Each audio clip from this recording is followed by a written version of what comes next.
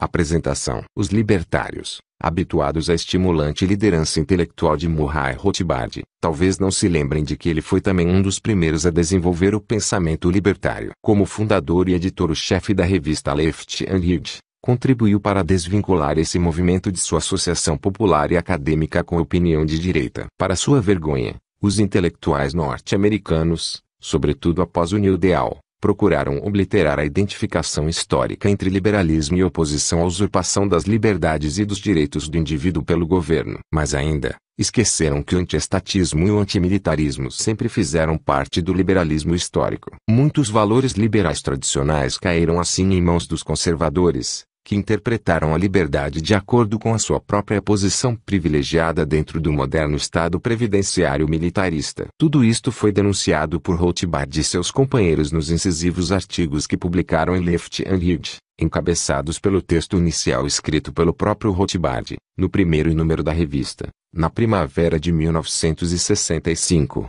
É pois um prazer colocar ao alcance de novos leitores o clássico ensaio de Rothbard, Esquerda e Direita, Perspectivas para a Liberdade. O autor monta a cena situando com precisão o conservantismo no plano de fundo do ancien regime. Esta era a velha ordem do feudalismo, da sociedade do status de Maine e da sociedade militar de Spencer. Sob a influência do iluminismo do século XVIII e das revoluções ocorridas na Inglaterra, na América do Norte e na França, bem como na Revolução Industrial, a humanidade desvencilhou-se dos grilhões do Estado absoluto e da Igreja. A velha ordem foi, e ainda é, o grande e poderoso inimigo da liberdade, escreve Rothbard. Por um breve espaço de tempo, porém, no século XIX, o liberalismo trouxe para o Ocidente não apenas a liberdade, a perspectiva da paz e os padrões de vida ascendentes de uma sociedade industrial, mas, talvez acima de tudo, trouxe esperança. A esperança num progresso cada vez maior, que tirou a maior parte da humanidade de sua imemorial fossa de estagnação e desesperança. Rothbard insere portanto o liberalismo na grande tradição radical da esperança e da liberdade, em oposição à avaliação pessimista da natureza do homem e de suas perspectivas, própria do conservatismo. O declínio do liberalismo começou, afirma Rothbard, quando os direitos naturais e a teoria da lei maior foram deixados de lado em favor do utilitarismo, e com o evolucionismo, o darwinismo social, que desferiu o golpe final sobre o liberalismo como força radical na sociedade. O socialismo, que tomou o lugar do liberalismo radical como o partido da esquerda, logo se viu presa de uma contradição interna. Ao invés de ter o Estado desaparecido ou definhado aos poucos, como postularam, respectivamente, Bakunin e Marx, o coletivismo tornou-se ele próprio um gigantesco Estado. Além disso, como os historiadores há muito reconheceram, os socialistas de direita, os fabianos na Inglaterra, por exemplo, apoiaram o imperialismo, enquanto os partidos social-democráticos da Europa, abandonando seu pacifismo, tomaram posição ao lado do Estado e da nação por ocasião da Primeira Guerra Mundial. Embora ambos tenham assumido na prática um caráter indubitavelmente estatista e totalitário, Rothbard estabelece uma distinção entre o radicalismo revolucionário original dos soviéticos e o coletivismo contra-revolucionário de direita do fascismo. Quando os oponentes conservadores do programa coletivista do New Deal o associaram a conspiradores de esquerda, destaca Rothbard, surgiu da parte de alguns libertários a enorme tentação de perseguir o comunismo. Mas o New Deal, afirma ele, foi essencialmente um movimento conservador, herdeiro daquele tipo de progressismo conservador que Gabriel Cook e outros associaram ao período de Theodore Roosevelt e Woodrow Wilson. Libertários como H. L. Mencken e Albert Einstein uniram-se a liberais do velho estilo, ou a conservadores, na oposição à administração de Roosevelt, que se teria tornado demasiado coletivista para seu gosto, uma administração que estava também voltada para a guerra. Além disso, em contraste com o lugar que ocupavam no espectro ideológico durante outras guerras travadas pelos Estados Unidos no século XX, as forças pacifistas e isolacionistas foram dessa vez identificadas com a direita. Entretanto, quando, depois da Segunda Guerra Mundial, os conservadores voltaram a ser favoráveis à guerra total sob a forma da Guerra Fria, os libertários num primeiro momento os acompanharam. Nas palavras de Rothbard, os liberais tinham perdido completamente sua identidade e suas diretrizes ideológicas tradicionais. A partir dessa confusão, posta em realce pela Guerra do Vietnã, os libertários retornaram ao pacifismo e ao antiestatismo históricos, característicos da tradição liberal. O ensaio de Rothbard, escrito em 1965, ajudou a indicar o caminho. Combateu também a noção liberal modernista, tão popular entre a velha esquerda, de que liberdade política e liberdade econômica pertencem a campos distintos. Somente a liberdade, e somente um mercado livre, como afirma Rothbard, podem organizar e manter um sistema industrial. Em vez de um planejamento coletivista, a própria complexidade do sistema industrial moderno, acima da capacidade de compreensão e de gestão de qualquer grupo de planejadores, exige a disciplina automática do laissez-faire e do mercado livre. Os países comunistas veem-se hoje forçados a dessocializar suas economias de escassez e de ineficácia, justamente quando emergiu uma geração mais jovem de libertários de nova esquerda para questionar as velhas platitudes do Estado previdenciário militarista. Por tudo isto, Rothbard mostra-se confiante em que, embora as perspectivas a curto prazo para a liberdade nos Estados Unidos e no exterior possam parecer sombrias, a atitude adequada ao libertário é com acento grave a de um inextinguível otimismo quanto aos resultados finais. Arthur E. Kirsch, Jr. Novembro de 1978. Albany, New York. 1. Otimismo e pessimismo. Por muito tempo os conservadores se caracterizaram, quer os soubessem ou não, pelo pessimismo quanto às suas perspectivas a longo prazo, pela convicção de que a tendência política a longo prazo e, portanto, o próprio tempo, está contra eles. A tendência inevitável apontaria, portanto, para o estatismo de esquerda nos Estados Unidos e para o comunismo no exterior. É essa desesperança quanto ao futuro distante que explica o otimismo sem dúvida bizarro do conservador em relação ao futuro próximo, pois, uma vez que abdica do futuro remoto como sem esperanças, o conservador sente que sua única possibilidade de êxito está no momento presente. No plano das relações externas, esse ponto de vista o impele a confrontos temerários com o comunismo, convencido que está de que, quanto mais tempo esperar, piores se tornarão. Inelutavelmente, as coisas, no plano interno, levam a uma total concentração nas eleições mais próximas, em que está sempre à espera de uma vitória que jamais alcança. Quintessência do homem prático, e tomado pela desesperança em face do porvir, o conservador se recusa a pensar ou planejar para além do dia das eleições.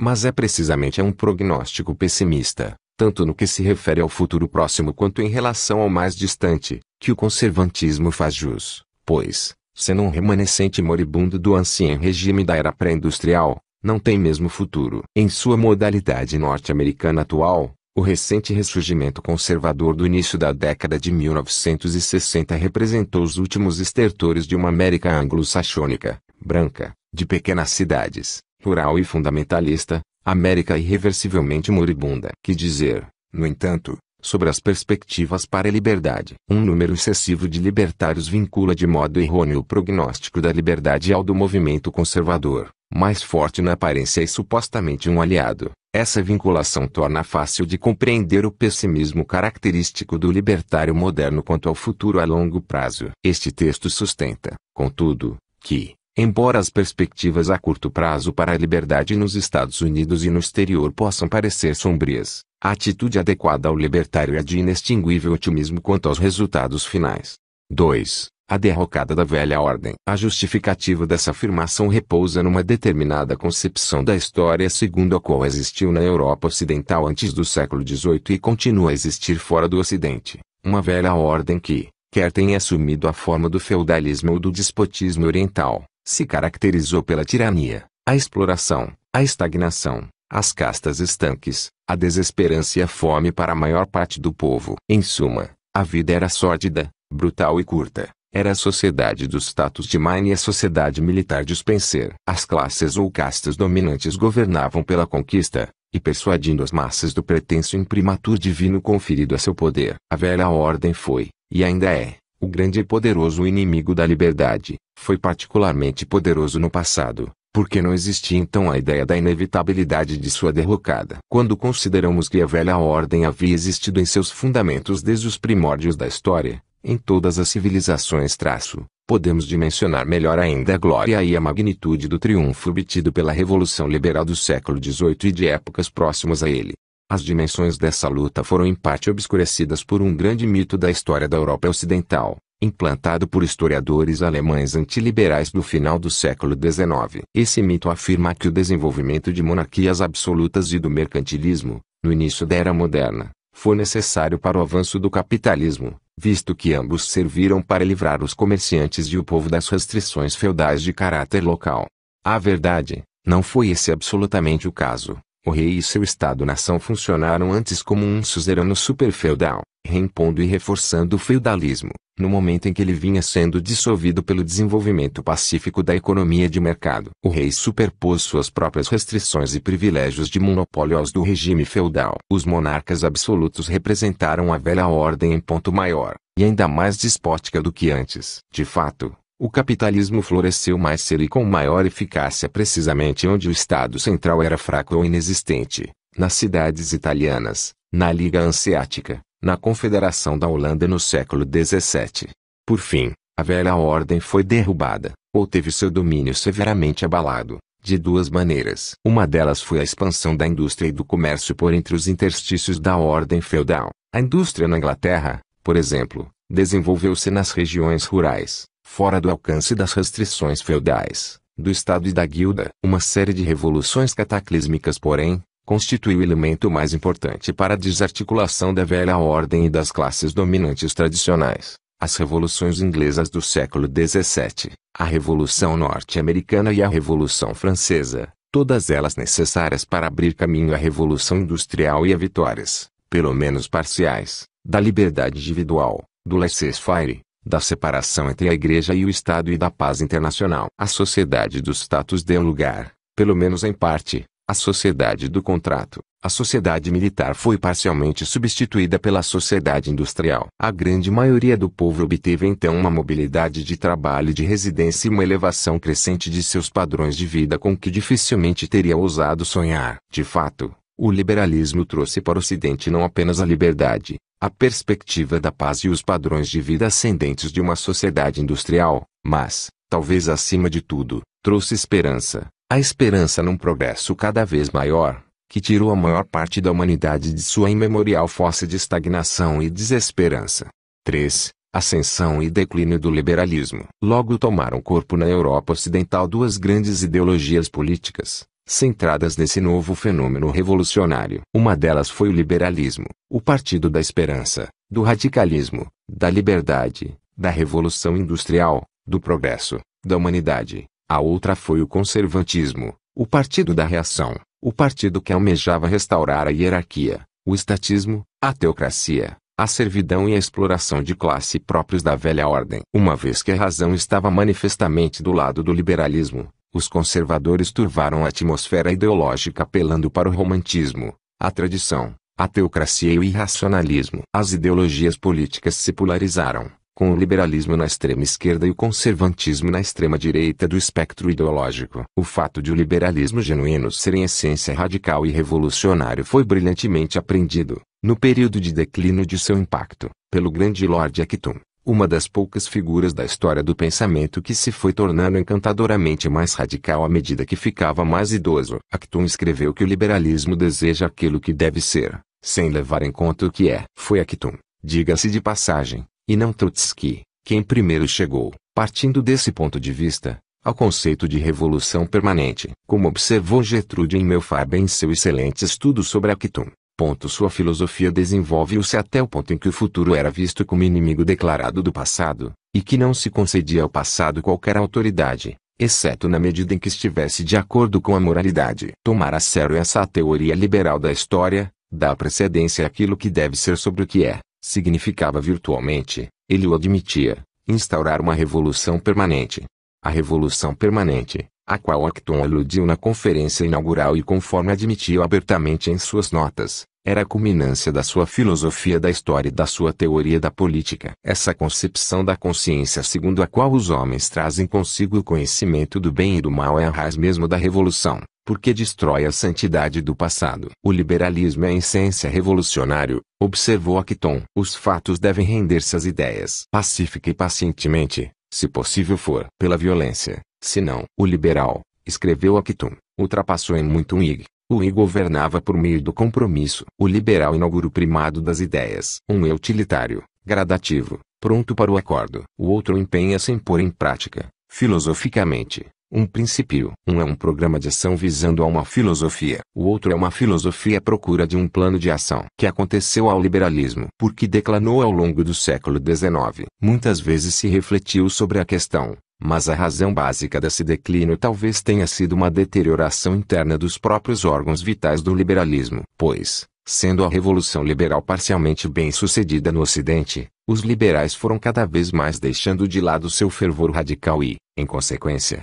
suas metas tradicionais, para se contentarem com uma mera defesa do insípido e falho status quo. É possível discernir duas causas de origem filosófica dessa decadência. A primeira é o abandono da teoria dos direitos naturais e da lei maior em favor do utilitarismo, já que apenas formas da teoria da lei maior ou da lei natural podem proporcionar uma base radical, fora do sistema existente, a partir da qual se pode contestar o status quo, e somente tal teoria fornece o sentido de imediação necessário à luta libertária, na medida em que se concentra na importância vital de levar os governantes criminosos de hoje ao Tribunal de Justiça. Os utilitaristas, por outro lado, ao trocarem a justiça pelo oportunismo, abandonam ao mesmo tempo a instantaneidade em prol de uma plácida estagnação, e terminam, inevitavelmente, como apologistas, na prática, da ordem vigente.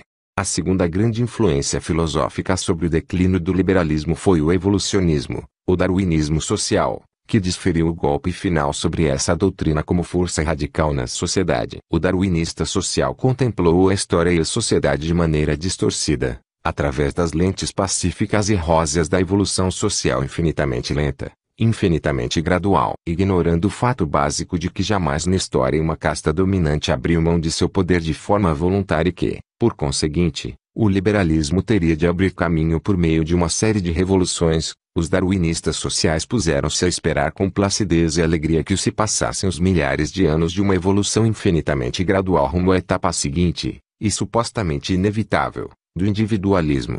Um exemplo interessante de pensador que é a própria personificação do declínio do liberalismo no século XIX é Herbert Spencer. Spencer começou como um liberal bastante radical, virtualmente, de fato, um autêntico libertário. Mas, à medida que o vírus da sociologia e do darwinismo social tomaram conta de seu espírito, deixou de lado o libertarianismo como movimento histórico dinâmico, embora sem abandoná-lo, de início no plano da teoria pura. Em resumo, enquanto aguardava um ideal eventual de liberdade absoluta, Spencer começou a considerar inevitável a vitória desse ideal, mas somente após milênios de evolução gradativa. Assim, na verdade, afastou-se do liberalismo na qualidade de credo combativo e radical e confinou seu liberalismo, na prática, aos limites de uma enfadonha ação de retaguarda contra o crescente coletivismo do final do século XIX. De maneira bastante interessante, o fatigado desvio à direita de Spencer no plano da estratégia logo se converteu num desvio à direita também no plano teórico, de tal modo que ele veio abandonar a liberdade absoluta mesmo em teoria, chegando a repudiar, por exemplo, o famoso capítulo de sua obra Social Statics, o direito de não levar em conta o Estado Tirite to Ignorite State. Na Inglaterra, os liberais clássicos principiaram sua guinada do radicalismo para o quase conservantismo no começo do século XIX. Essa mudança pôde ser avaliada pela posição que os liberais ingleses em geral assumiram em relação à luta de libertação nacional travada pela Irlanda. Era uma luta dupla, contra o imperialismo político inglês e contra o sistema feudal de arrendamento da terra imposto por esse imperialismo. A seguir a teoria dos liberais ingleses, entre os quais Spencer, ante a pressão irlandesa pela independência nacional, e sobretudo pela posse da terra pelo camponês, em contraposição à opressão feudal, simbolizou o abandono de fato do liberalismo genuíno, virtualmente nascido numa luta contra o sistema agrário feudal. Apenas nos Estados Unidos, a grande pátria do liberalismo radical, onde o feudalismo jamais pudera lançar raízes fora do Sul, a teoria dos direitos naturais e da lei maior, e os movimentos liberais radicais daí decorrentes, continuaram em proeminência até meados do século XIX. Os movimentos jacksoniano e abolicionista foram, cada um a seu modo, os últimos movimentos libertários radicais vigorosos na vida norte-americana. 4. Ascensão e declínio do socialismo. Assim, com o liberalismo relegado dentro de suas próprias fileiras, já não havia um partido da esperança no mundo ocidental, nenhum movimento de esquerda para levar à frente uma luta contra o Estado e contra os remanescentes ainda intactos da velha ordem. Nessa brecha, nessa lacuna criada pelo esvaziamento do liberalismo radical, introduziu-se um novo movimento, o socialismo. Os libertários de hoje estão habituados a pensar no socialismo como diametralmente oposto ao credo libertário. Mas este é um grave equívoco, responsável por séria desorientação ideológica dos libertários no mundo atual. Como vimos, o conservatismo era o oposto absoluto da liberdade, e o socialismo, embora a esquerda do conservatismo, era essencialmente um movimento confuso, de cunho intermediário. Era de cunho intermediário, e ainda o é, por tentar alcançar fins liberais pelo uso de meios conservadores. Em suma, Russell Kirk, para quem o socialismo foi o herdeiro do liberalismo clássico, e Ronald Moe,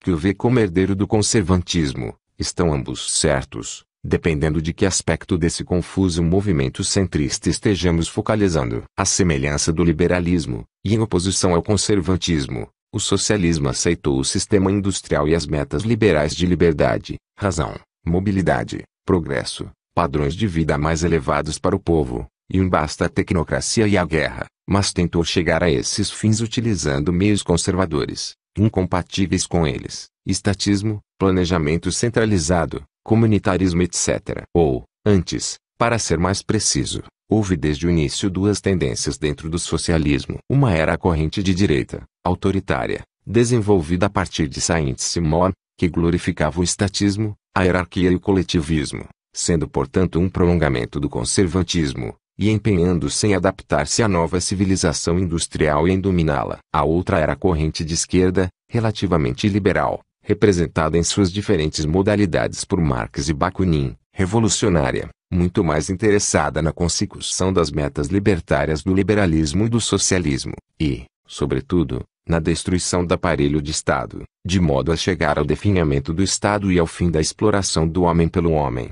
Curiosamente, a frase do próprio Marx, a substituição do governo de homens pela administração de coisas, pode ter sua origem reconstituída, por uma via tortuosa, a partir dos grandes liberais radicais franceses do laissez-faire, do início do século XIX, Charles Comte, nenhuma relação com Auguste Comte, e Charles Dunoyer. E o mesmo pode ser feito com o conceito de luta de classes, com a diferença de que, para Dunoyer e Comte, as classes inerentemente antitéticas eram, não empresários versus operários, mas aqueles que têm função produtiva na sociedade, abrangendo livres empresários, operários, camponeses etc., versus as classes exploradoras que constituíam o aparelho estatal e eram por ele privilegiadas. 4. Numa fase de sua confusa e caótica vida, Saint-Simon aproximou-se muito de Comte e Dunoyer, e deles tomou sua análise de classe, processo no qual, embaralhando caracteristicamente a coisa, converteu empresários em mercado, assim como os senhores feudais e outros privilegiados do Estado em exploradores. Marx e Bakunin adotaram essa linha dos Saint-Simonianos, do que resultou uma profunda desorientação de todo o movimento socialista de esquerda, pois passou então a ser supostamente necessário, além de destruir o Estado repressor, abolir a propriedade dos meios de produção pelo capitalista privado. Ao rejeitar a propriedade privada, e especialmente o capital, os socialistas de esquerda tornavam-se presas de uma contradição interna crucial. Se o Estado deve desaparecer após a Revolução, de imediato, para Bakunin, por um definhamento gradual, segundo Marx, como poderá então o coletivo gerir sua propriedade, sem que ele próprio se transforme num gigantesco Estado de fato, ainda que não nominalmente? Esta é uma contradição que nem os marxistas nem os bakuninistas foram jamais capazes de resolver. Tendo substituído o liberalismo radical como o partido da esquerda, o socialismo, por volta da virada do século, viu-se prisioneiro dessa contradição interna. A maioria dos socialistas, fabianos, lassallianos e até marxistas, desviou-se bem depressa para a direita, abandonando por completo as antigas metas e ideais libertários de revolução e definhamento do Estado. Tornaram-se confortavelmente conservadores, conciliados para sempre com o Estado, o status quo e toda a aparelhagem do neomercantilismo, do capitalismo monopolista de Estado, do imperialismo e da guerra, que rapidamente era introduzida e cravada na sociedade europeia com a chegada do século XX. Porque também o conservatismo, por sua vez, reformara-se e reaglutinara-se para tentar enfrentar o sistema industrial moderno, e convertera-se num mercantilismo renovado, Um regime de estatismo caracterizado pela cessão pelo Estado de privilégios de monopólio, sob formas diretas e indiretas, a capitalistas protegidos e a proprietários de terra quase feudais. A semelhança entre o socialismo de direita e o novo conservantismo tornou-se bastante estreita, o primeiro defendendo programas similares aos do último, mas com um demagógico verniz populista. Assim, o outro lado da moeda do imperialismo passou a ser o imperialismo social, mordazmente definido por Joseph Schumpeter como um imperialismo em que os empresários e outros elementos seduzem os operários por meio da concessão de benefícios sociais que parecem depender do sucesso da política monopolista de exportação. 5. Há muitos historiadores reconheceram a afinidade e a grande proximidade entre o socialismo de direita e o conservantismo na Itália e na Alemanha, onde a fusão dessas tendências concretizou-se pela primeira vez no bismarckismo e, em seguida, no fascismo e no nacional-socialismo, tendo o último implementado o programa conservador de nacionalismo, imperialismo, militarismo, teocracia e um coletivismo de direita que manteve, e até consolidou, o domínio das classes privilegiadas tradicionais. Mas só recentemente os historiadores começaram a se dar conta de que um arranjo semelhante teve lugar na Inglaterra e nos Estados Unidos. Assim, Bernard Semmel, em sua brilhante História do Movimento Social Imperialista na Inglaterra na virada do século, mostra como a sociedade fabiana viu com bons olhos a ascensão dos imperialistas na Inglaterra. Quando, em meados da década de 1890, o Partido Liberal dividiu-se na Inglaterra entre radicais, à esquerda, e liberal-imperialistas, à direita, Beatrice Webb, uma das líderes dos fabianos, acusou os radicais de adeptos do laissez-faire e anti-imperialistas, ao mesmo tempo em que aclamava os segundos como coletivistas e imperialistas. Um manifesto fabiano oficial, o Fabianismo e o Império, Fabianismo Anti-Empire, de 1900, redigido por George Bernard Shaw, que mais tarde, com absoluta coerência, exaltaria as políticas internas de Stalin e de Mussolini e de Sir Oswald Mosley, enalteceu o imperialismo e atacou os radicais, que ainda se aferram aos ideais de fronteiras rígidas do republicanismo individualista, e da não interferência. Em contraposição, uma grande potência deve governar, um império mundial, no interesse da civilização em seu conjunto. Depois disso, os fabianos colaboraram estreitamente com os Tories e os liberais imperialistas. De fato, no final de 1902, Sidney e Beatrice Webb constituíram um pequeno grupo secreto de consultores especializados chamados coeficientes de coeficientes. Na qualidade de um dos dirigentes desse clube, o imperialista Tory Leopold S. Amery escreveu, reveladoramente, Sidney e Beatrice Webb estavam muito mais empenhados em ter suas ideias sobre o Estado previdenciário postas em prática por quem quer que estivesse em condições de ajudar, mesmo na mais modesta escala, que com o triunfo próximo de um partido socialista declarado. Não havia, afinal, nada de tão extraordinário, como demonstrou a própria carreira de Joseph Chamberlain, numa combinação de imperialismo nas questões externas com socialismo municipal ou semi-socialismo no âmbito interno. Outros membros do grupo Os Coeficientes, o qual, nas palavras de Amery, deveria atuar como um conselho de especialistas ou Estado-Maior em relação ao movimento, foram o liberal imperialista Richard B. Aldani, o geopolítico Alford J. Mackinder, o imperialista e germanófobo Leopold Maxse, editor da National Review, o socialista e imperialista Tory Visconti Milner, o adepto do imperialismo naval Carleon Bellairs, o famoso jornalista J. L. Garvin, Bernard Shaw, Sir Clinton Dawkins, sócio do Morgan Bank, e Sir Edward Grey, o primeiro a esboçar, numa reunião do clube, a política de entente com a França e a Rússia, a qual viria a ter por resultado a Primeira Guerra Mundial. 8.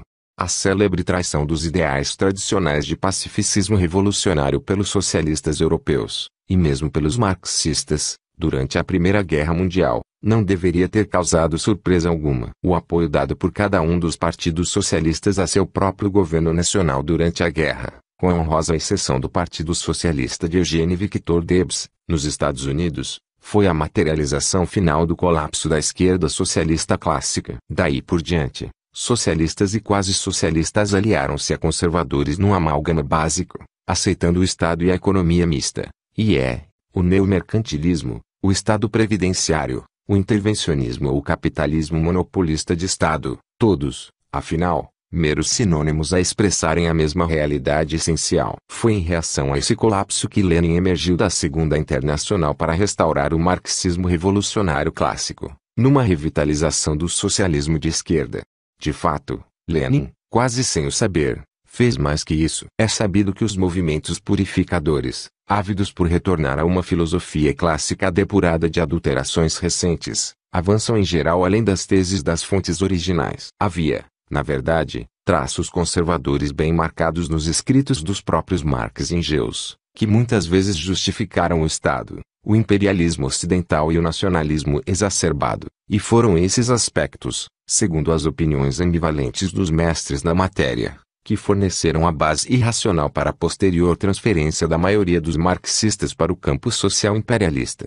O campo de Lenin tornou-se mais de esquerda que o dos próprios Marx e Engels. Lenin assumiu uma postura inegavelmente mais revolucionária em relação ao Estado e, de forma coerente, defendeu e apoiou movimentos de libertação nacional contra o imperialismo. O movimento leninista foi mais esquerdista também sob outros importantes aspectos, pois, enquanto Marx centrara seu ataque sobre o capitalismo de mercado per se, Lenin concentrou sua atenção sobretudo no que concebia como as etapas mais avançadas do capitalismo, o imperialismo e o monopólio. Estando a atenção de Lenin muito mais voltada, na prática, para o monopólio de Estado e o imperialismo que para o capitalismo de laissez-faire, seu enfoque tornava-se assim muito mais aceitável para os libertários que o de Karl Marx.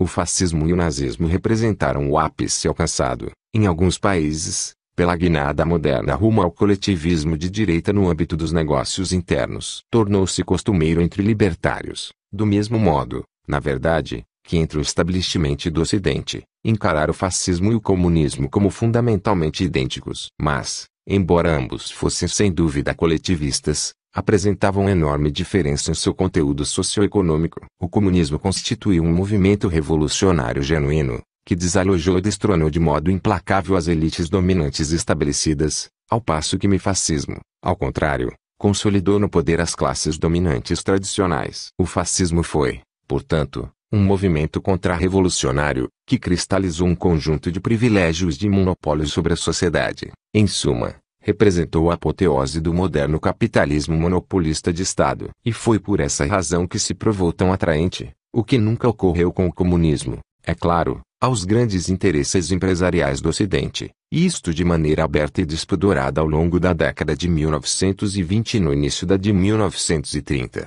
5. Coletivismo, progressismo e o New Deal. Temos agora condições de aplicar nossa análise à cena norte-americana. Aí encontramos um mito que se destaca, acerca da história recente dos Estados Unidos, propagado pelos conservadores de nossos dias e acatado pela maioria dos libertários norte-americanos. Esse mito diz, aproximadamente, o seguinte: os Estados Unidos foram, em maior ou menor grau, um refúgio do laissez-faire até o New Deal. Então Roosevelt, influenciado por Felix Frankfurter, pela Sociedade Socialista Intercongregada e por outros conspiradores fabianos e comunistas, maquinou uma revolução que colocou o país na senda que leva ao socialismo, e, numa perspectiva mais distante, ao comunismo. O libertário de hoje que adote essa interpretação, ou outra similar, da experiência norte-americana, tende a se considerar como da extrema-direita. Um pouco à sua esquerda estaria o conservador, à esquerda deste, o moderado, e, em seguida, do lado esquerdo, o socialista e o comunista. Daí a grande tentação, para alguns libertários, de perseguir os comunistas. Pois, como aos seus olhos os Estados Unidos deslocam-se inexoravelmente à esquerda, rumo ao socialismo, e, por conseguinte, rumo ao comunismo, torna-se para eles extremamente tentador saltar as etapas intermediárias e tingir com a odiada brocha vermelha todo o alvo de sua oposição. Poder-se-ia pensar que o libertário de direita logo teria condições de detectar algumas fissuras profundas nessa concepção. Em primeiro lugar, a emenda do imposto sobre a renda, que ele deplora como o início do socialismo nos Estados Unidos, foi aprovada no Congresso, em 1909, por uma maioria esmagadora de ambos os partidos. Considerar esse evento como um nítido desvio à esquerda, em direção ao socialismo, exigiria que se considerasse o presidente William Howard Taft, que sancionou a 16ª emenda, um esquerdista, coisa que, de certo, poucos ousariam fazer. A verdade, o New Deal não foi uma revolução em sentido algum. Todo o seu programa coletivista tivera antecedentes, recentes, Com Herbert Hoover, durante a Depressão, mais remotos, no coletivismo de guerra e no planejamento central que governaram os Estados Unidos durante a Primeira Guerra Mundial. Os componentes do programa do New Deal: planejamento central, criação de uma rede de cartéis compulsórios para indústria e agricultura, inflação e expansão do crédito, elevação artificial dos níveis salariais e incentivo à formação de sindicatos dentro da estrutura de monopólio global, regulamentação e propriedade governamental, haviam sido, todos eles, prenunciados e delineados ao longo das 2 décadas anteriores. E esse programa, com sua concessão de privilégios a vários grandes grupos empresariais no auge da empreitada coletivista, não foi, em nenhum sentido, um socialismo ou um esquerdismo. Nada havia nele que lembrasse de longe o igualitário ou o proletário. Não, o parentesco desse coletivismo florescente não era de modo algum com o socialismo e o comunismo, era, sim, com o fascismo, ou o socialismo de direita, parentesco que muitos grandes empresários da década de 1920 expressaram abertamente em seu anseio pela substituição de um sistema de quase laissez-faire por um coletivismo que teriam condições de controlar. E não resta dúvida de que William Howard Taft, Woodrow Wilson e Herbert Clark Hoover constituem personagens muito mais facilmente identificáveis como protofascistas que como criptocomunistas. A essência do New Deal foi apreendida, com muito mais clareza que na mitologia conservadora, pelo movimento leninista no início da década de 1930, ou melhor, até meados dessa década, quando as exigências das relações externas soviéticas provocaram um brusco desvio da linha comunista mundial, levando a Frente Popular de apoio ao New Deal. Assim, em 1934, o teórico leninista inglês Henry Palmducci publicou uma breve mas fulminante análise do New Deal como fascismo social, um fascismo de fato, disfarçado por tênue verniz de demagogia populista. Nenhum oponente conservador jamais proferiu denúncia mais vigorosa ou incisiva do New Deal. O programa de Roosevelt, escreveu Dutt, era avançar para uma ditadura de tipo militarista. Os objetivos principais, ainda segundo Dutt, eram impor um capitalismo monopolista de Estado por intermédio da administração da recuperação nacional, subsidiar as atividades empresariais, bancárias e agricultura por meio da inflação e da expropriação da grande maioria do povo, mantendo níveis de salário real mais baixos, e regular e explorar o operariado mediante salários fixados pelo governo e arbitragem compulsória. Quando o New Deal, prossegue Dutt, é despido de sua camuflagem progressista, social reformista. O que fica é a realidade do novo modelo fascista de sistema de capitalismo de Estado concentrado e servidão industrial, envolvendo um implícito avanço rumo à guerra. Dutt conclui convincentemente, citando palavras de um editor do conceituado Current Story Magazine, A Nova América, escrevia esse editor em meados de 1938, não será capitalista no velho sentido, e tampouco será socialista. Se a tendência atual é para o fascismo, será um fascismo americano, que incorporará a experiência, as tradições e as aspirações de uma grande nação de classe média. 13. O New Deal não significou, portanto, uma ruptura qualitativa com o passado dos Estados Unidos. Ao contrário, foi uma simples extensão quantitativa da teia de privilégios concedidos pelo Estado, já proposta e aplicada anteriormente, na administração de Hoover, no coletivismo de guerra da Primeira Guerra Mundial e no período progressista. A mais completa exposição das origens do capitalismo monopolista de Estado, ou do que ele chama de capitalismo político, nos Estados Unidos, encontra-se na brilhante obra do Dr. Gabriel Kolko. Em Triumph of Conservatism, Kolko situa as origens do capitalismo político nas reformas do período progressista. Os historiadores ortodoxos sempre consideraram este período, 1900 a 1916, aproximadamente, como uma época em que o capitalismo de livre mercado tornara-se progressivamente mais monopólico. Em reação a esse domínio do monopólio e da grande empresa, assim reza a história, intelectuais altruístas e políticos prescientes teriam assumido a defesa da intervenção por parte do governo para corrigir e controlar tais males. O importante trabalho de Kolko demonstra que o que de fato se passou foi quase o oposto do que pretende o mito. Apesar da avalanche de fusões e de trustes formada por volta da virada do século,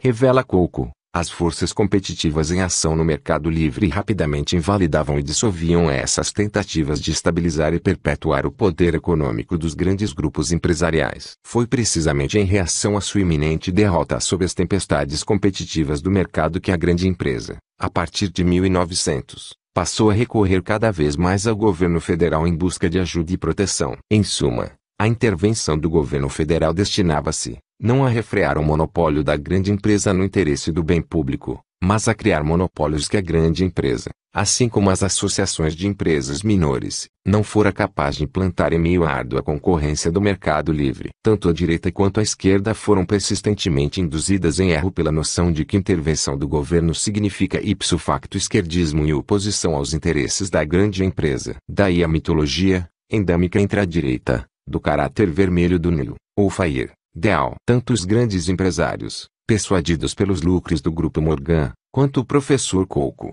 praticamente único, no mundo acadêmico, deram-se conta de que o privilégio de monopólio só pode ser criado pelo Estado, não podendo resultar de operações do mercado livre. Coco mostra assim que, começando com o novo nacionalismo, New Nationalism, de Theodore Roosevelt e culminando na nova liberdade, New Freedom, de Wilson, baixaram-se normas, que os direitistas de hoje consideram de cunho socialista, sobre setor após setor, p.ex., seguros, bancos, carne, exportação e área empresarial em geral, não de maneira uniforme, mas segundo fórmulas concebidas e propostas pelos grandes empresários. Constituíram essas normas uma tentativa deliberada de introduzir na economia a consolidação dos subsídios, da estabilização e dos privilégios de monopólio. Um ponto de vista atípico sobre o assunto foi o de Andrew Carnegie, profundamente preocupado com a concorrência na indústria do aço, que nem a formação da US Steel, nem os famosos jantares de Gary, promovidos por essa companhia do Grupo Morgan, estavam sendo capazes de refrear. Carnegie declarava, em 1908, ocorre-me sempre a ideia de que o controle governamental, e apenas ele, resolverá o problema de modo adequado. Nada há de alarmante na regulamentação governamental, declarava ele. O capital está absolutamente seguro na companhia de gás, embora ela esteja sob o controle estatal. Assim também estará seguro todo o capital, mesmo que sob o controle do governo.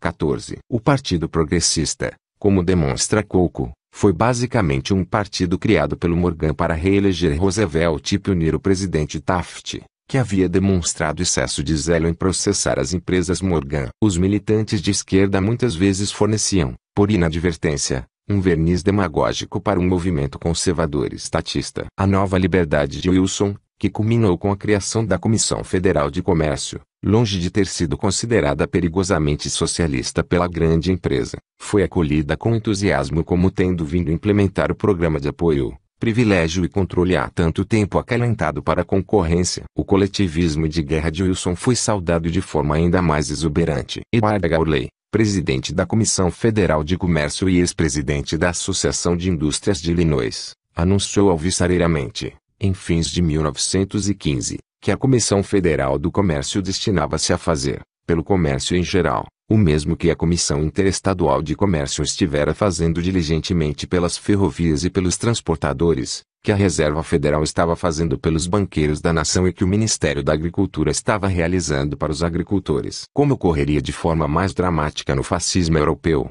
cada grupo de interesses econômicos estava sendo cartelizado, monopolizado e encaixado no seu nicho privilegiado, no âmbito de uma estrutura socioeconômica hierarquicamente orientada. Particularmente influentes foram as concepções de Arthur Jerome Mead, eminente advogado empresarial, especializado na formação de associações comerciais e um dos artífices da Comissão Federal de Comércio. Em sua obra mais importante, ao denunciar com veemência a competição no setor empresarial e exigir a cooperação industrial protegida e controlada pelo governo, Mead trombeteava: a concorrência é a guerra, e a guerra é o inferno.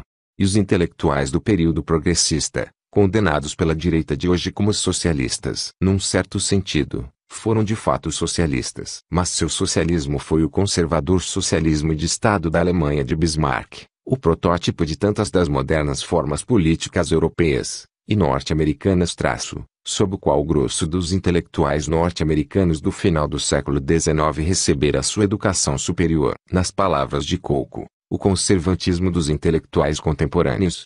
A idealização do Estado por parte de Lester Ward, Richard Taylor e Simone Patten. Foi também resultado da formação peculiar recebida por muitos dos professores universitários desse período. No final do século XIX, a principal influência sobre a teoria acadêmica social e econômica era a das universidades. A idealização bismarckiana do Estado, com suas funções previdenciárias centralizadas, foi devidamente reestudada pelos milhares de ocupantes de postos-chave do meio acadêmico que estudaram em universidades alemãs nas décadas de 1880 e 1890. Ademais, o ideal dos principais mestres alemães ultraconservadores, também chamados os socialistas de cátedra, era o de se constituírem voluntariamente na guarda pessoal da casa dos Hohenzollern, e sem dúvida foram isso mesmo. Como um típico exemplo de intelectual progressista, Coccus cita, com propriedade, Herbert Croly, editor do New Republic, órgão financiado pelo Grupo Morgan. Ao sistematizar o novo nacionalismo de Theodore Roosevelt, Croly saudou esse novo hamiltonianismo como um sistema para o controle federal coletivista e a integração da sociedade numa estrutura hierárquica. Considerando o que se seguiu ao período progressista, Gabriel Coco conclui, criou-se durante a guerra, em vários órgãos administrativos e de emergência, uma síntese de negócios e política em nível federal que perdurou por toda a década seguinte. De fato, o período da guerra representa o triunfo da empresa da maneira mais enfática possível. A grande empresa granjeou o total apoio dos vários órgãos reguladores e do executivo. Foi durante a guerra que acordos exequíveis, eficazes, de oligopólio, preço e mercado tornaram-se operacionais nos setores dominantes da economia norte-americana. A rápida difusão do poder na economia e a relativa facilidade de ingresso na mesma virtualmente se extinguiram. Apesar da suspensão de importantes dispositivos legais recentes, a união entre a empresa e o governo federal continuou ao longo da década de 1920 e daí por diante, valendo-se das bases lançadas no período progressista para estabilizar e consolidar a situação vigente no seio de várias indústrias. O princípio da utilização do governo federal para estabilização da economia, firmado no contexto do industrialismo moderno durante o período progressista, tornou-se a base do capitalismo político em suas muitas ramificações ulteriores. Nesse sentido, o progressismo não morreu na década de 1920, tendo, ao contrário, passado a constituir uma parte da estrutura básica da sociedade norte-americana. Como resultado, o New Deal, após brevíssima oscilação esquerdizante no final da década de 1930, a administração Roosevelt consolidou sua aliança com a grande empresa por meio da economia de defesa nacional e de contrato para a fabricação de material bélico, iniciados em 1940. Essa economia e esse programa são os mesmos que vêm regendo os Estados Unidos desde então, corporificados na economia de guerra permanente, no capitalismo monopolista de Estado amadurecido e no neomercantilismo, o complexo militar-industrial de nosso tempo. As características essenciais da sociedade norte-americana não sofreram alteração desde que foi de todo militarizada e subordinada à política por ocasião da Segunda Guerra Mundial, exceto pelo fato de que as tendências se intensificam, e, mesmo na vida cotidiana, os homens foram sendo, cada vez mais, moldados como funcionários conformistas, a serviço do Estado e de seu complexo industrial militar. William H. Witt,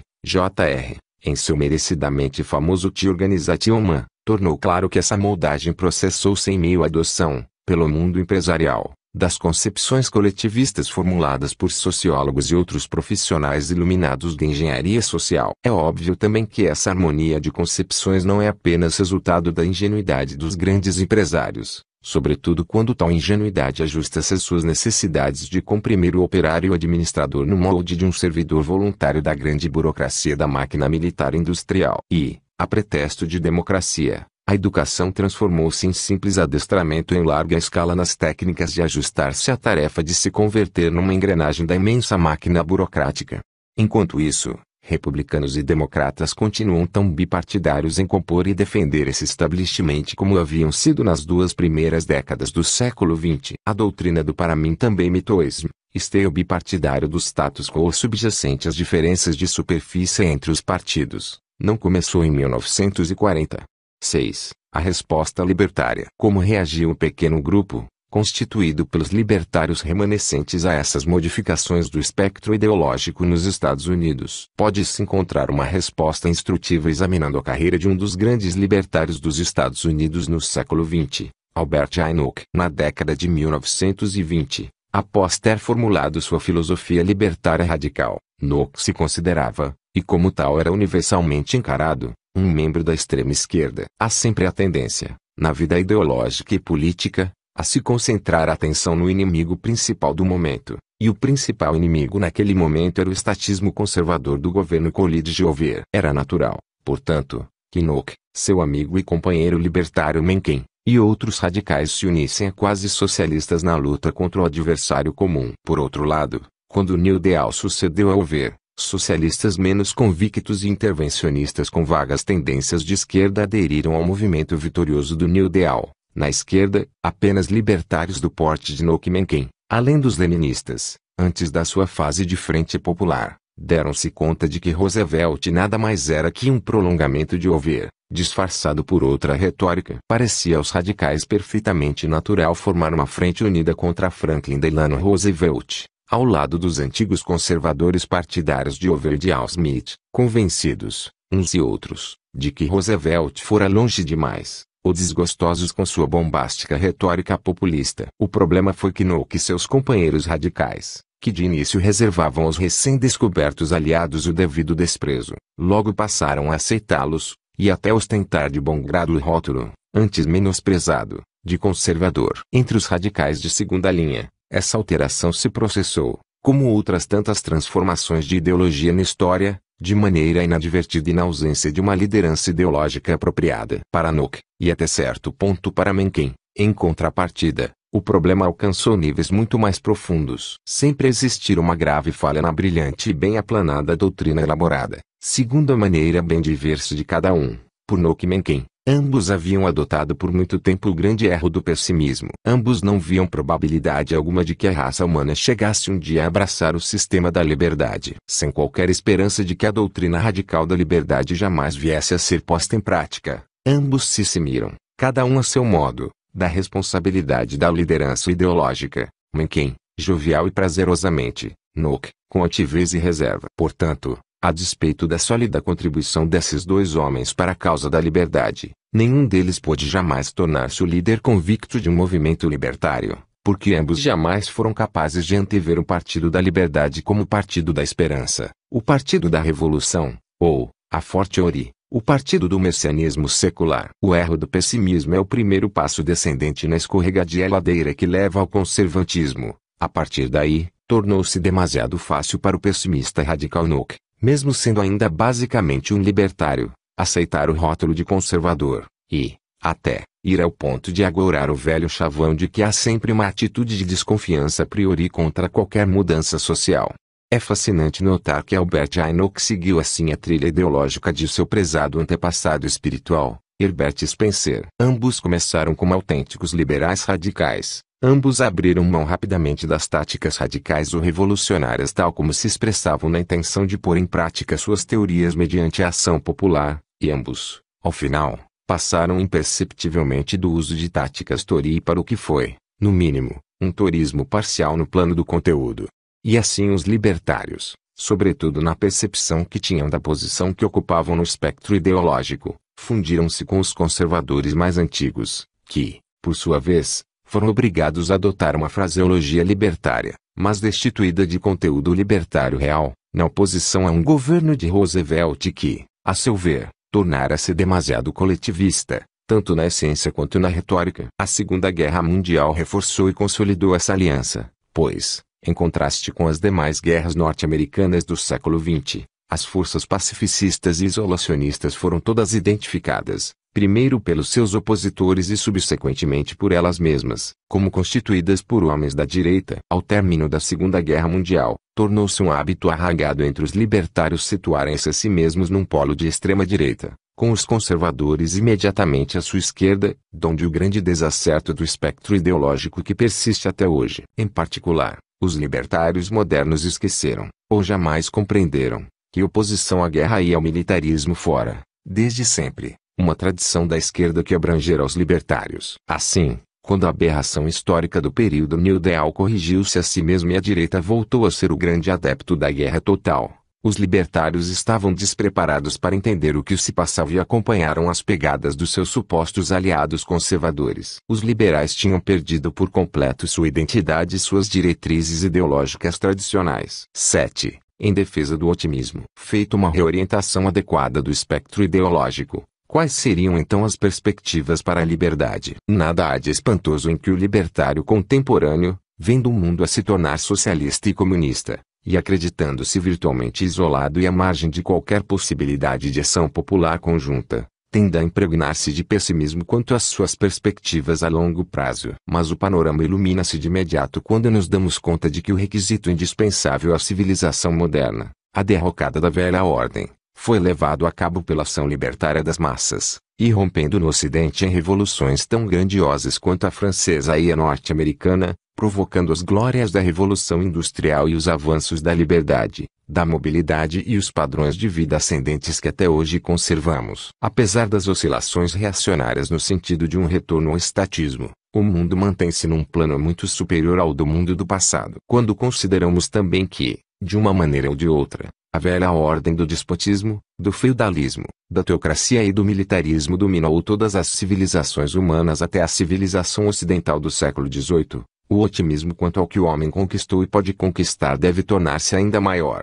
É possível retrucar, entretanto, que esse árido registro histórico de despotismo e estagnação apenas reforça o pessimismo das pessoas, pois mostra a persistência e a durabilidade da velha ordem e a pretensa fragilidade e o esmorecimento da nova, sobretudo em vista do retrocesso ocorrido no século passado. Mas uma análise de tal superficialidade deixa de considerar a grande mudança ocorrida com a revolução da nova ordem, mudança claramente irreversível, pois a velha ordem pôde persistir ao longo de séculos em seu sistema de escravidão apenas porque não despertava quaisquer expectativas ou esperanças nas mentes de populações imersas na penúria, o que lhes cabia era viver e subsistir em animalesca labuta e na escravidão, enquanto obedeciam de forma incondicional às ordens de seus senhores, designados por Deus. Mas a Revolução Liberal implantou de modo indelével no espírito dos povos, não apenas do Ocidente, mas também no mundo subdesenvolvido ainda sob domínio feudal, um ardente desejo de liberdade,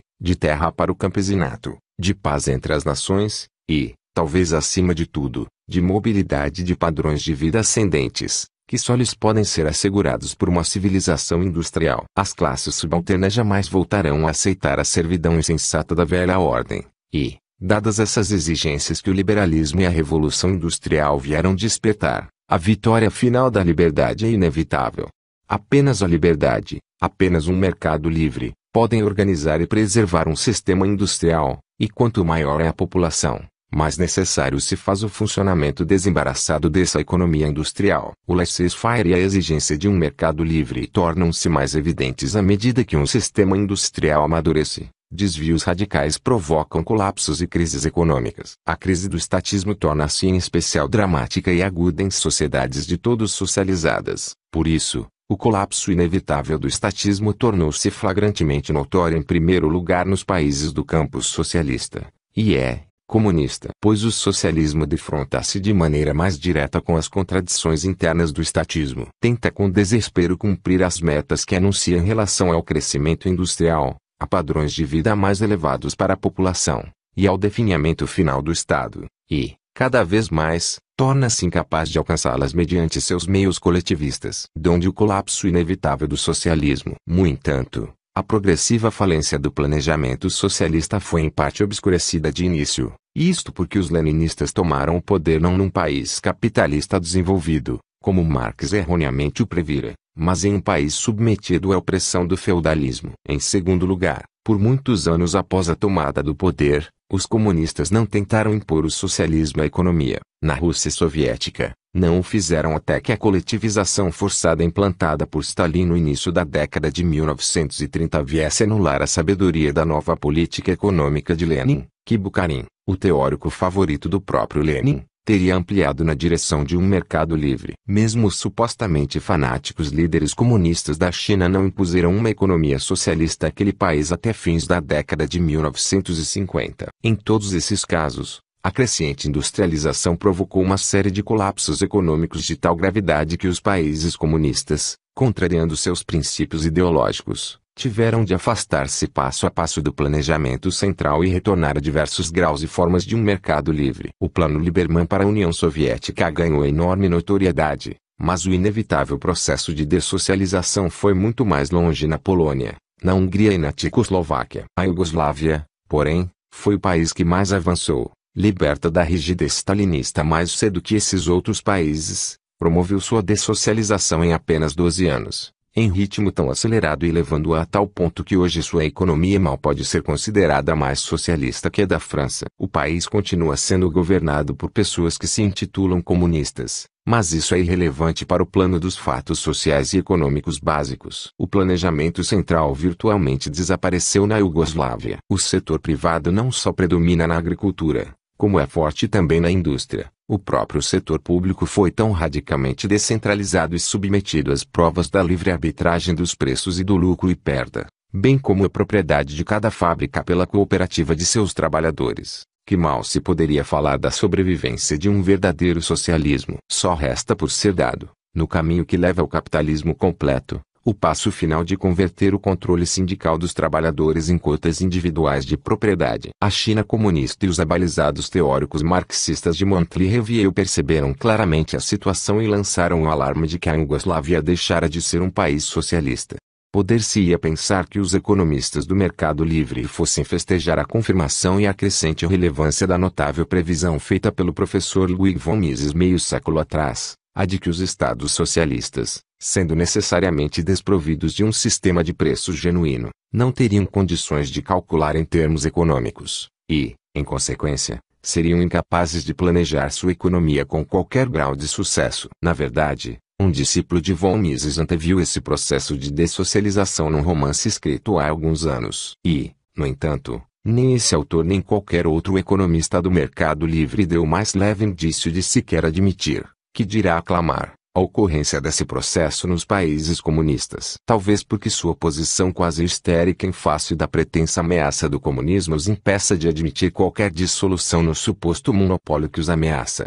Os países comunistas estão, portanto, progressiva e inexoravelmente fadados a dessocializar-se, e acabarão, assim, por chegar ao mercado livre. A situação dos países não desenvolvidos é também motivo de constante otimismo libertário, pois, em todo o mundo, os povos das nações não desenvolvidas encontram-se empenhados em derrubar sua velha ordem feudal. É verdade que os Estados Unidos fazem o que podem para sufocar processos revolucionários análogos àqueles mesmos que, outrora, permitiram à própria nação norte-americana e à Europa Ocidental escapar aos grilhões da velha ordem. Torna-se, no entanto, cada vez mais claro que mesmo uma esmagadora força bélica é incapaz de sufocar o desejo dos povos de forçar sua entrada no mundo moderno.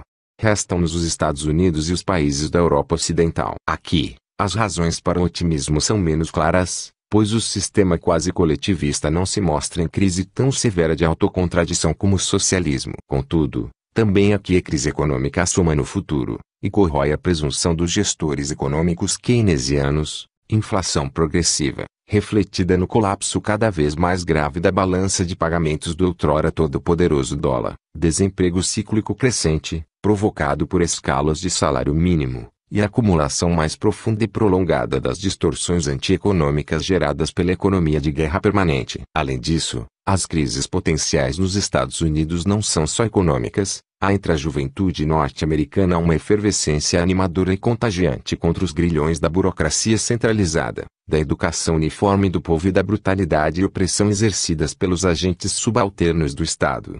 Mas ainda, a manutenção de um amplo grau de liberdade de expressão e de uma estrutura democrática facilita, pelo menos a curto prazo, o possível crescimento de um movimento libertário. Os Estados Unidos têm também a sorte de possuir, ainda que semi-esquecida sob o envoltório estatista e tirânico da primeira metade do século, uma grande tradição de pensamento e ação libertários. O próprio fato de que muito dessa herança reflete-se até agora na retórica popular, mesmo que destituída de sua significância na prática, fornece uma base ideológica substancial para um futuro partido da liberdade. 8. A importância do otimismo. Aquilo que os marxistas chamariam de condições objetivas para o triunfo da liberdade existe, portanto, por toda parte no mundo, e mais do que em qualquer época passada, pois, em toda parte, o povo optou por padrões de vida mais elevados e pela promessa da liberdade, e em toda parte os vários regimes de estatismo e coletivismo não têm como alcançar essas metas. O que falta, portanto, são apenas as condições subjetivas para a vitória, isto é, um corpo cada vez maior de libertários esclarecidos, que difundam entre os povos do mundo a mensagem de que a liberdade e o mercado totalmente livre oferecem a saída para os seus problemas e crises. A liberdade não pode ser alcançada na sua plenitude a menos que existam libertários em número suficiente para conduzir os povos ao caminho certo. Mas talvez o maior obstáculo à criação de tal movimento seja a desesperança e o pessimismo típicos do libertário no mundo de hoje. Muito desse pessimismo se deve à sua interpretação equivocada da história e ao fato de que ele se julga, a si mesmo e a seus poucos confrades, irremediavelmente isolado das massas, e, por conseguinte, das alterações de curso por que passa a história. Converte-se então num crítico isolado dos eventos históricos, ao invés de numa pessoa que se considera parte integrante de um movimento potencial que pode fazer história e fará. O libertário moderno esqueceu que o liberal dos séculos 17 e 18 enfrentou desvantagens muito mais esmagadoras que aquelas com que ele hoje se defronta, pois, naquela época, antes da Revolução Industrial, a vitória do liberalismo estava longe de ser inevitável. E, contudo, o liberalismo daquele tempo não se contentava em permanecer um partido insignificante e obscuro. Ao contrário, uniu teoria e ação. O liberalismo nasceu e desenvolveu-se como uma ideologia, e, orientando e guiando as massas, fez a revolução que mudou o destino do mundo. Pela monumental ruptura que operou, essa revolução do século XVIII transformou a história de uma crônica de estagnação e despotismo num movimento contínuo rumo a uma verdadeira utopia secular de liberdade, racionalidade e abundância. A velha ordem está morta ou moribunda, e as tentativas reacionárias de gerir uma sociedade e uma economia modernas mediante modalidades diversas de retrocesso à velha ordem estão fadadas ao fracasso total. Os liberais do passado deixaram para os libertários modernos uma gloriosa herança, não só de ideologia, mas de vitórias contra vantagens ainda mais devastadoras. Os liberais do passado também deixaram como herança a estratégia e as táticas adequadas para o uso dos libertários, não somente por terem assumido a frente das massas ao invés de permanecerem à margem, mas também por não se terem deixado enredar num otimismo imediatista. Pois esse otimismo, por não ser realista, leva diretamente à desilusão e, em consequência, ao pessimismo quanto aos resultados finais, do mesmo modo que, no reverso da moeda, o pessimismo quanto às perspectivas a longo prazo leva à concentração exclusiva e autodestrutiva em resultados imediatos e de curto alcance. O otimismo a curto prazo deriva, em primeiro lugar, de uma concepção ingênua e simplista de estratégia, a de que a liberdade só triunfará pela formação de maior número de intelectuais que, por sua vez, formarão modeladores de opinião, os quais se encarregarão de convencer as massas, após o que o Estado, de alguma maneira, levantará acampamento e se retirará em silêncio e às escondidas. As coisas não são tão fáceis assim. Os libertários enfrentam não só um problema de formação, mas também um problema de poder, e é uma lei da história o fato de que jamais uma classe dominante abriu mão voluntariamente do seu poder.